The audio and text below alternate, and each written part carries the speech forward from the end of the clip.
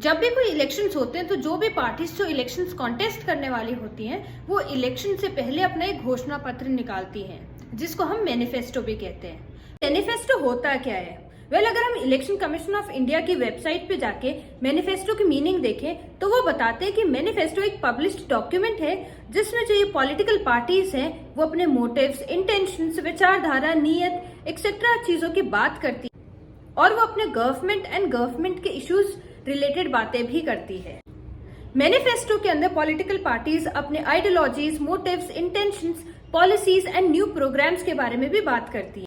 And आजकल आपने तो देखा ही होगा कि जब भी कोई पॉलिटिकल पार्टी अपना मैनिफेस्टो रिलीज करती है तो वो एक ग्रैंड इवेंट में अपना मैनिफेस्टो रिलीज करती है।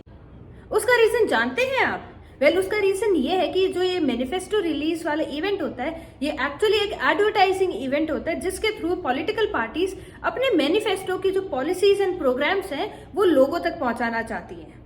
जब इंडिपेंडेंस आया था उसके कई सालों तक जो भी ये मैनिफेस्टो रिलीज होता था ये वर्बली होता था, मतलब रैलीज में जाके या फिर ओरली किया जाता था।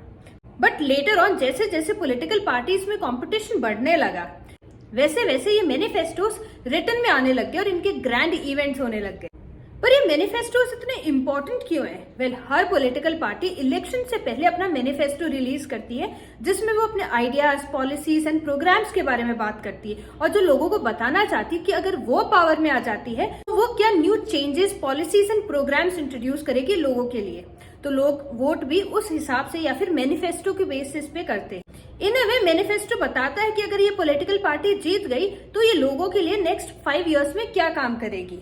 ये इसलिए भी इम्पोर्टेंट है कि अगर कोई पॉलिटिकल पार्टी जीत जाती है, पावर में आ जाती है और वो अपने मैनिफेस्टो में लिखी प्रोमिसेस फुलफिल नहीं करती है तो जो पब्लिक है वो रूलिंग पार्टी पे प्रेशर बना सकती है इन प्रोमिसेस को फुलफिल करने। अभी जैसे रिसेंटली बीजेपी एंड कांग्रेस ने अपने मैनिफेस्टोस रिलीज किए थे, तो अब इसमें क्या होता है, जो भी पार्टी जीतती है और जो भी रूलिंग में आती है उसका काम होता है कि वो अपने प्रोमिसेस जो उन्होंने मैनिफेस्टो में बताए थे उनको फुलफिल करे। वहीं पे जो ऑपोजिशन होता है उसका काम ये होता है कि जो रूलिंग पार्टी ने अपनी मैनिफेस्टो में प्रोमिसेस की थी वो पूरी करी कि नहीं करी, और अगर नहीं करी तो वो उनको प्रेशराइज कर सकता है ये प्रोमिसेस फुलफिल करने के लिए। And for all this reasons India जैसी कंट्री में मैनिफेस्टोस या फिर रिटन मैनिफेस्टोस ज्यादा इंपॉर्टेंट हो जाते हैं।